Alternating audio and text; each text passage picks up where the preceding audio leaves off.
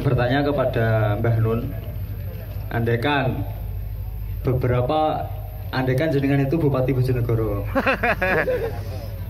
beberapa warga di desa saya itu mencoba mengetuk kelembutan hati jenengan, untuk kelembutan hatinya jenengan itu bisa sadar bahwa kami di desa Lengkong itu terus terang saja mengeluh tentang kondisi jalan. Saya kesini itu kurang lebih kondisi jalan. Jarak sini ke desa saya itu kurang lebih 51 kilo. Dari perjalanan itu yang paling jelek di desa saya kurang lebih 1,5 kilo. Andaikan Mbah Nun itu jadi Bupati Bojonegoro, gimana sikap Mbah Nun? Sedangkan kalau masyarakat tahu kan Bojonegoro itu alhamdulillah kalau nggak salah tahun kemarin aja lebihnya anggaran itu kurang lebih 2 triliun. Apa nggak bisa memprioritaskan jalan di desa saya? Oke. Ini saya jelas soal jalan di desa dia ya. Sudah jelas saya kira pertanyaannya. Ya. Mohon maaf kalau menyinggung, tapi itu aspirasi ya. Oke. Tapi sebelum ibu menjawabnya, Iku kon memperlakukan aku sebagai sabun. Mendidik istri, ngono ya. Lho, ono bupati ning kok takon aku. Iya.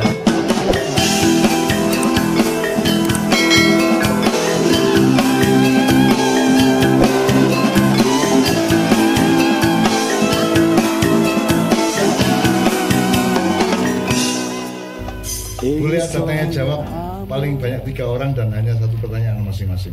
Terutama mengenai Bojonegoro dan atas angin ini. Ayo, nek ono kita akhiri. Ya, oke, 1. Silakan 2. Nah, iso tentang Bojonegoro ya, Dek ya. Oke, monggo Mas, langsung. Oh iya, Mas. Ya. Oh. Sudah 3 ini soalnya. Ada nanti menunggu hidayah berikutnya. Ya. Silakan, Mas. Assalamualaikum warahmatullahi wabarakatuh. Waalaikumsalam. Ini untuk Ibu Bupati kita. Saya ingin bercerita dulu. Namanya? Oh iya lupa. Nama saya Wawan. Dari Malu. Saya anak petani Ibu ini. Ya, yang dialami orang tua saya itu masalah pertanian, khususnya padi. Padi sekarang itu pupuk kenapa kok susah gitu? Kenapa dulunya itu kan nggak susah?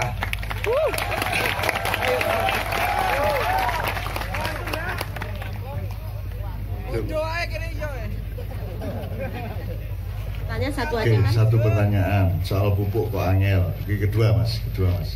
Ibu akan menjawab. Terima kasih. Assalamualaikum warahmatullahi wabarakatuh. Ini ya. Assalamualaikum warahmatullahi wabarakatuh. Saya Mubarok dari Lengkong, Bu. Lengkong yang kemarin bikin foto viral itu, Bu. Saya mau bertanya kepada Mbah Nun, andaikan jenengan itu Bupati Bojonegoro, beberapa warga di desa saya itu mencoba mengetuk kelembutan hati jenengan, untuk kelembutan hatinya jenengan itu bisa sadar bahwa kami di desa Lengkong itu terus terang saja mengeluh tentang kondisi jalan. Saya kesini itu kurang lebih kondisi jalan. Jarak sini ke desa saya itu kurang lebih 51 kilo. Dari perjalanan itu yang paling jelek di desa saya kurang lebih 1,5 kilo. Andaikan Mbah Nun itu jadi Bupati Bojonegoro, gimana sikap Mbah Nun? Sedangkan kalau masyarakat tahu kan Bojonegoro itu alhamdulillah kalau nggak salah tahun kemarin aja lebihnya anggaran itu kurang lebih 2 triliun. Apa nggak bisa memprioritaskan jalan di desa saya? Oke. Ini saya jelas soal jalan di desa dia ya. Sudah jelas saya kira pertanyaannya. Ya. Mohon maaf kalau menyinggung, tapi itu aspirasi ya. Oke. Tapi sebelum ibu menjawabnya, Iku kon memperlakukan aku sebagai sabun. Mendidik istri, Ngono ya. Lho ono bupatine kok takon aku. Oh ya aneh-aneh. Ya, saking kebutnya kali, Pak. Gamek dalan rek gamek opo ae kira-kira kalau keuangan kabupaten Pemda mencukupi semua akan kita akan bikin skala prioritas dan rakyat kita pahamkan terhadap skala prioritas itu sing anjane wis wayahe kudu dilakoni sing gurung mergo masalah-masalah halangan-halangan keuangan dan sebagainya ya durung Bu. Nah, ibu ini yang tahu konkretnya. Nah aku ya jawab prinsipnya ngono tok rek. Wono bupati nek takon aku. Ayo yang ketiga Mas. Yang ketiga silakan. Yang ketiga mana tadi? Yang baju putih tadi naik. Oh, ras itu. Oke, berarti yang kaos tadi berdiri. Oh, lo ket mau kok ora maju. Mas yang baju merah enggak apa, yang baju merah enggak apa-apa silakan Mas. Kalau ketika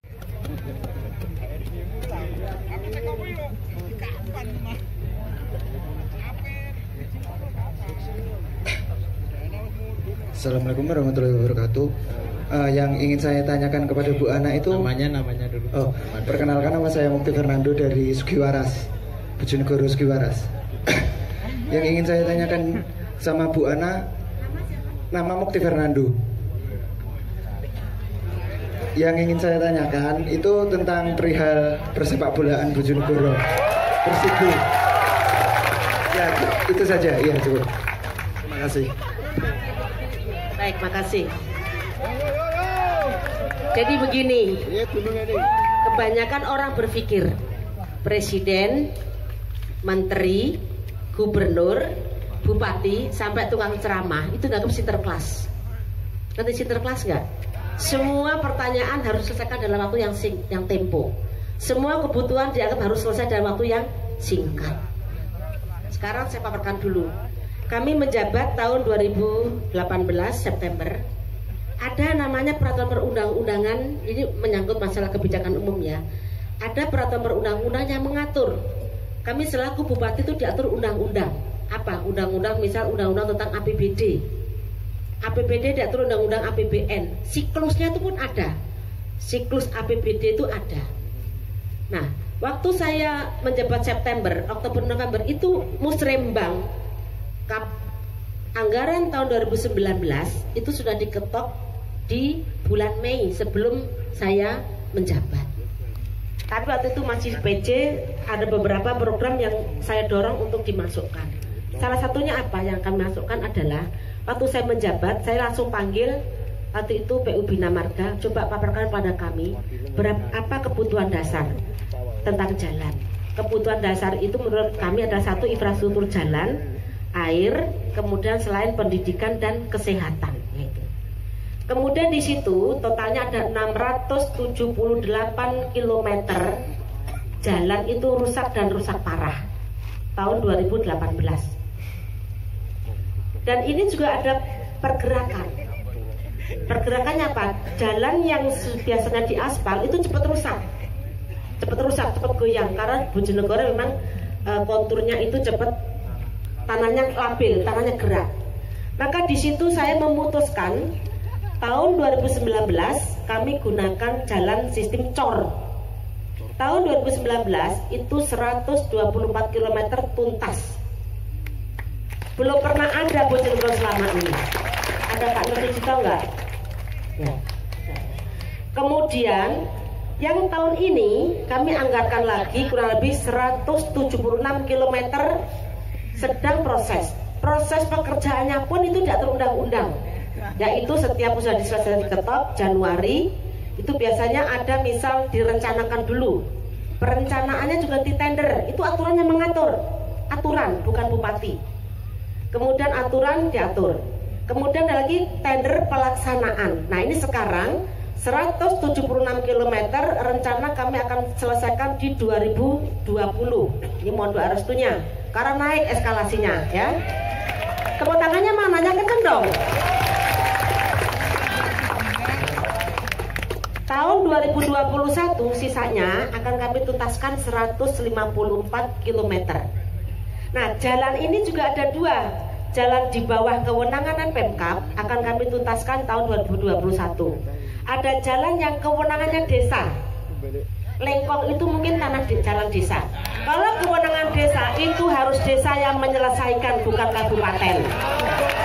Kecuali kalau itu kabupaten, berarti kami akan laksanakan. Kami ini 176 ini mungkin bagian dari Lengkong kalau kabupaten. Kadang-kadang ini orang tidak mau cepetan diuruk dan kaki. Ini ada siklus anggaran. Ini beda dengan saya menggunakan uang pribadi saya. Katanya saya harus los, saya mau los bicara nih. Saya punya rumah dinas. Suatu ketika misal saya mau ganti tempat tidur karena bekas, bukan itu lama dipakai ya, saya mau ganti tempat tidur, itu pun nggak bisa langsung tak keluarkan, saya beli sendiri nggak boleh. Atau misal di rumah dinas saya ada keran karatan, saya buang, saya ganti baru, itu nggak boleh sesuai undang-undang, karena apa? Merusak aset negara.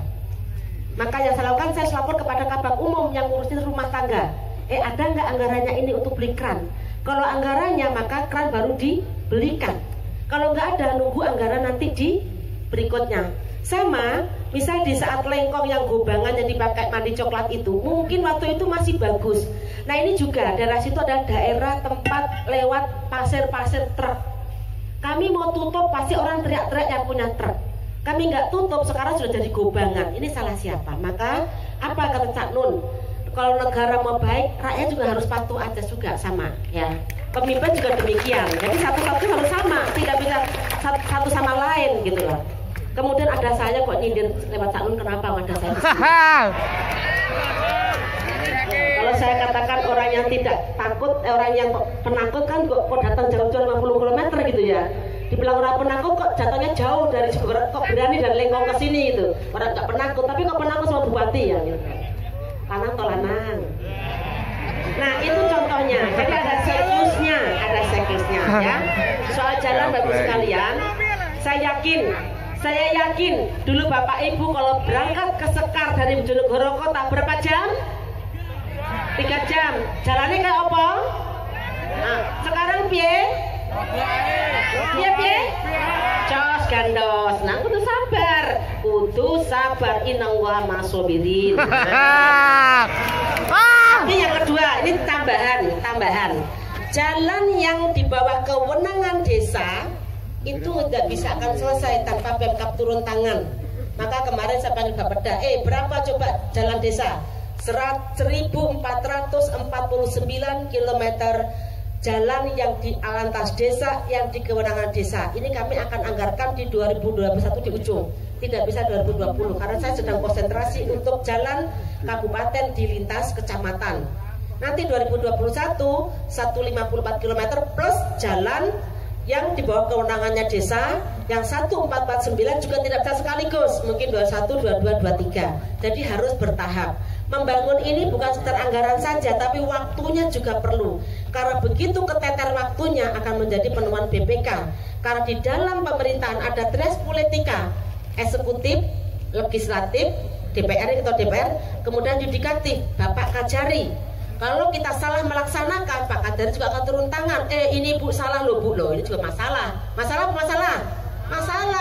Maka semua harus direncanakan dengan matang. SDM-nya, uangnya dan sebagainya.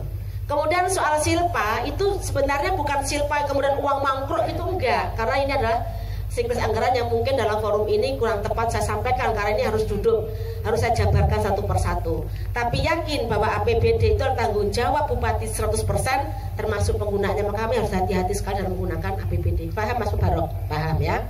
Soal petani, saya ini DPR RI 3 periode, 2004, 2009, 2014. Jadi subsidi pupuk kita itu dulu terakhir hampir 64 triliun. Jadi tergantung pemerintah berapa mensubsidi dibagi habis di masing-masing seluruh wilayah.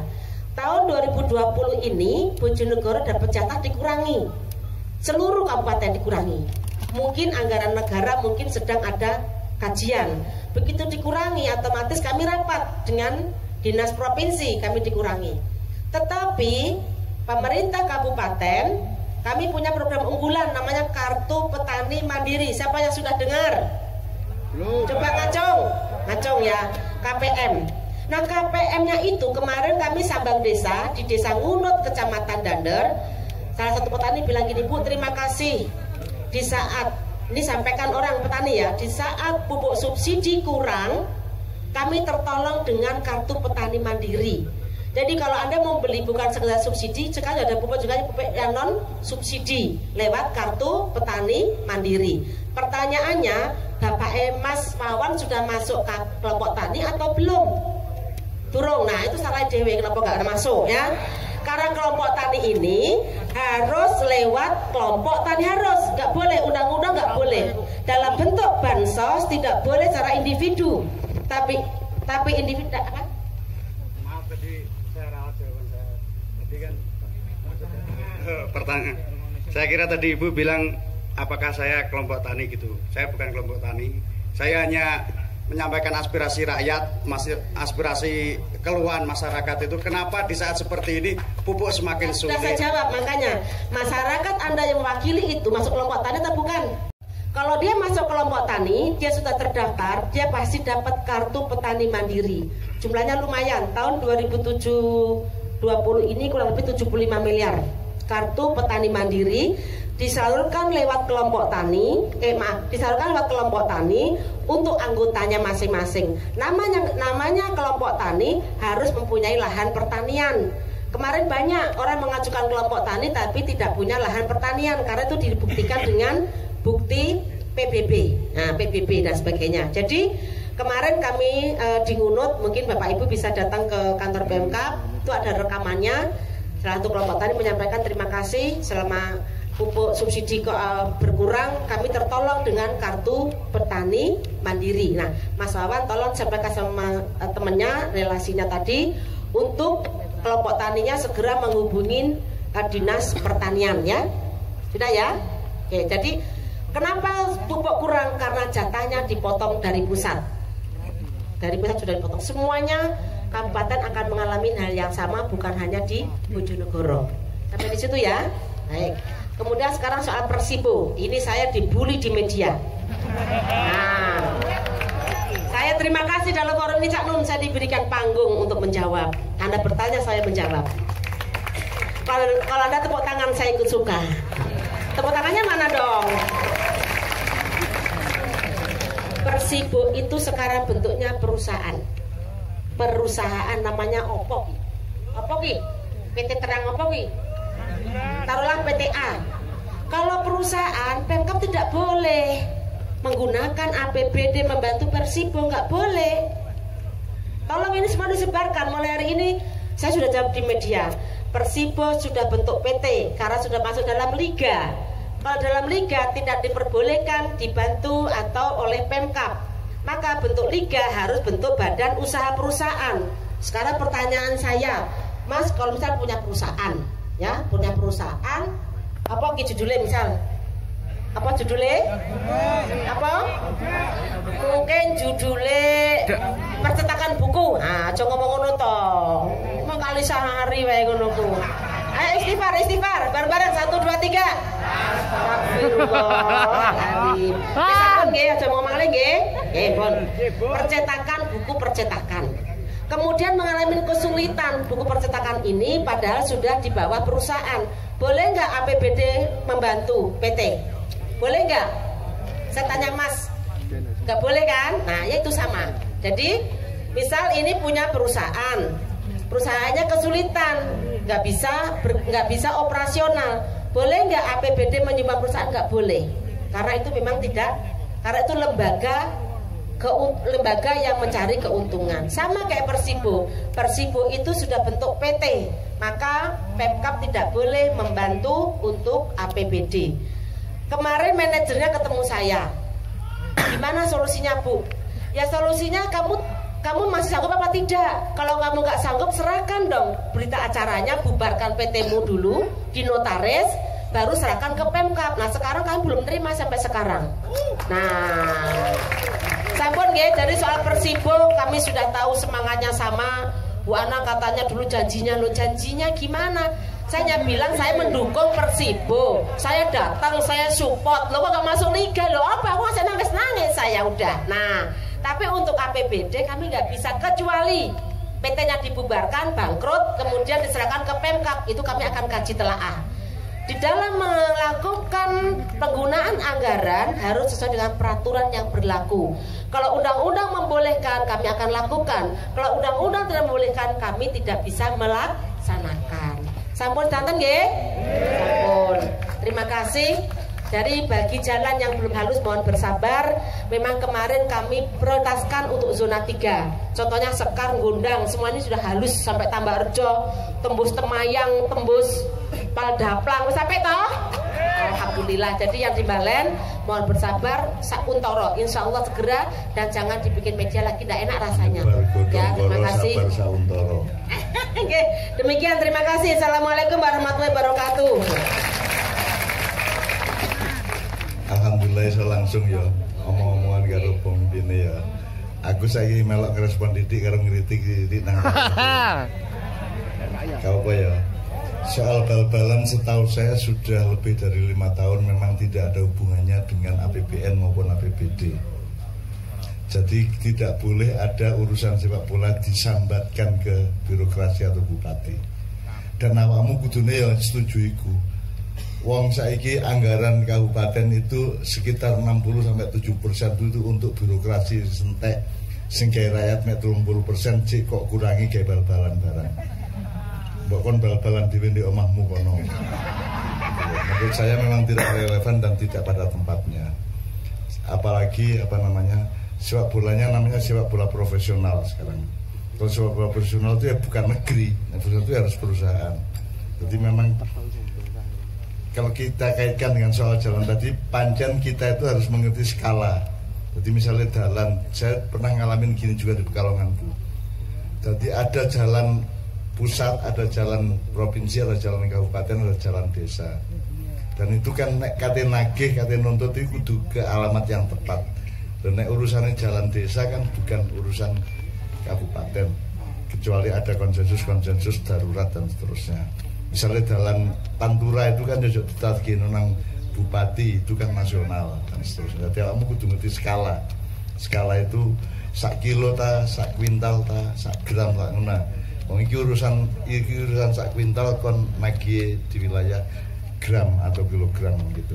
Jadi soal jalan saya kira saya bukan soal dukung atau tidak mendukung, tapi beliau relevan menjawabnya karena memang itu bukan kan itu seharusnya ditempuh dulu dari mulai skala ini yang jelas, skala berpikirnya itu loh. Iki urusan dunia dan dunia akhirat itu soal skala. Di desa, tak kabupaten, tak pusat, tak provinsi itu skala namanya. Ngono ya. Nah terus ngono kita kaitkan dengan itu jenenge nek wong Jawa biyen ngomong desa mawa cara, negara mawa tata. Dadi nek wong desa secara alamiah duwe cara-cara dhewe. Kemudian diambil alih ketika ada pemerintahan menjadi negara mawa tata. Nah, ini harus ada embat-embatan antara tata dengan coro, antara tata dengan coro ini gitu. Nah, Anda harus sebagai anak muda harus mempelajari ojo nagih nang sing duduk di utang. Sing diutang bupati. Terus kebetulan misalnya soal sing memang soal bal-balan wis ya, soal pupuk. Saya juga baru malam ini mendengar ada tagihan petani terhadap pengadaan pupuk, karena selama ini saya berpikirnya itu agak global.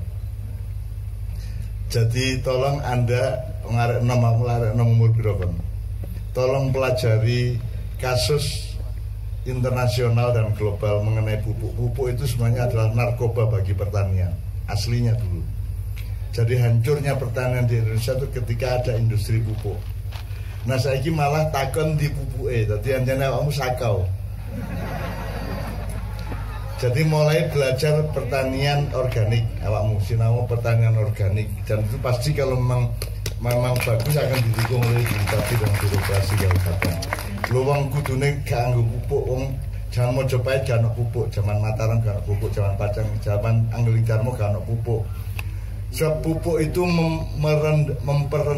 memperkecil kemampuan tanah untuk menumbuhkan tanaman, dan sangat sukar untuk menyembuhkan tanah yang sudah dipupui terus menerus, itu dia daya tumbuhnya menjadi rendah, sehingga sebenarnya proses di Indonesia itu harus ada tahap penyembuhan tanah di Indonesia agar supaya dia siap tumbuh menumbuhkan secara maksimal.